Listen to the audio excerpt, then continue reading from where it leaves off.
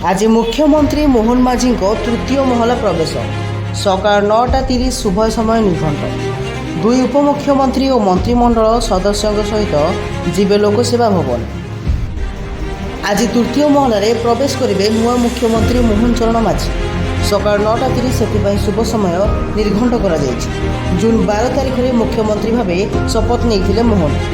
तेबे से लोकसभा भवन में मुख्यमंत्री कार्यालय को आसी नथिले। राज्य अतिथि भवन में अस्थायी कार्यालय खोली काम कर तृतीय महलार मुख्यमंत्री प्रकोष्ठर नवीकरण कर आज से प्रकोष्ठ में बसी कार्य करेंगे मोहन माझी। सकाळ 9:30 से दुई उपमुख्यमंत्री और मंत्रिमंडल सदस्यों सह लोकसेवा भवन जाए मोहन। तेज 2020 मसीहा कोविड समय मुख्यमंत्री थी नवीन पट्टनायक तृतीय महला कार्यालय को जाऊ न 2020 मार्च से मात्र 2 थर से कार्यालय को जाते।